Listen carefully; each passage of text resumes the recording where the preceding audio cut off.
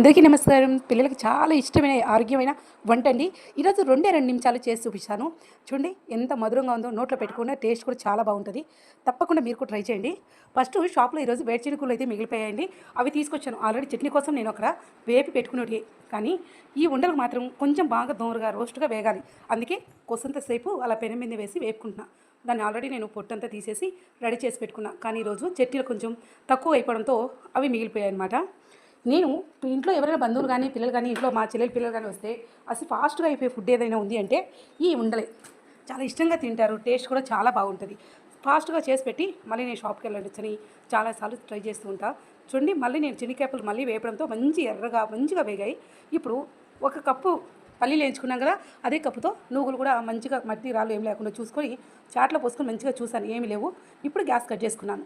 Gas cut చేసుకుని మనం నువ్వులు వేగేది ఎలా తెలుసు అంటే, నూగులు బాగా వేగడం మొదలుపెట్టినాంచి చిటపట్లు ఆడుతూ ఉంటాయి. ఇంకా బాగా వేగాక కొంచెం సౌండ్ పెంచుతాయి, చిటపట్లని పెనం నుంచి ఎగిరి పడుతూ ఉంటాయి. అప్పుడు గ్యాస్ కట్ చేసుకుంటే సరిపోతుంది. బెల్లం అనేది బాగా తుడుము పట్టుకోవచ్చు, లేకపోతే చాకులో ఇలా చాప్ చేసుకుంటే సరిపోతుంది. 2 కప్పులు, ఒక కప్పు శనగకాయ పప్పులు, ఒక కప్పుకు నూగులు తీసుకున్నాను కదా, ఒక కప్పు బెల్లం తీసుకుంటే సరిపోతుంది.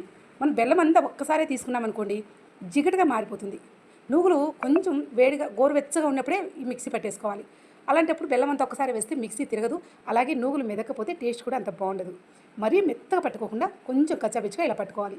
అలా పట్టుకున్న తర్వాత ఈ మిగిలిన బెల్లాన్ని కూడా వేసుకొని మరొక 2 రౌండ్లు తిప్పాలి. అప్పుడు బెల్లం జిగటగా రాకుండా ముందే మెదిగి ఉంటుంది కాబట్టి పర్ఫెక్ట్గా వస్తుంది. ఈ ట్రిప్ తప్పకుండా పాటించండి. ఇలా పాటిస్తే కరెక్ట్గా మిక్సీ ఇబ్బంది పడుకోకుండా, అలాగే మనము ఇబ్బంది పడకుండా పర్ఫెక్ట్గా వస్తుంది. ఇప్పుడు గరిటతో ఒకసారి మంచిగా కలబెట్టుకొని ప్లేట్లో తీసుకుందాం. ప్లేట్లో తీసుకొని ఇలాగే ఉండ కట్టేసుకోవచ్చు. కాకపోతే ఇలా కట్టేసుకుంటే కొంచెం మనకు తెల్లగా కనిపిస్తూ ఉంటుంది. ఇప్పుడు ఒక చిన్న ట్రిప్, మనం ముందు పొయ్యి మీద పెన్నం ఇప్పుడే కదా గోళం తీసాం కాబట్టి కొంచెం హీట్గా ఉంటుంది.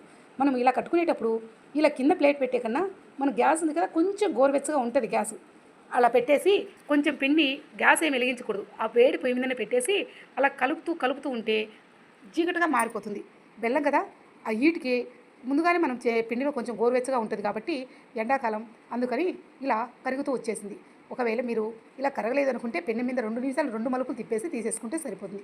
చూడండి, మంచిగా ఉండలైతే చుట్టేశాను. ఎంత ఈజీగా చేయొచ్చో చూసారు కదా. టేస్ట్ కూడా చాలా బాగుంటుంది. ప్రెగ్నెన్సీ ట్రై చేసే వాళ్ళు తప్పనిచ్చి ప్రతి ఒక్కరు తినండి. ఇలాంటి వంటల కోసం సబ్స్క్రైబ్ మన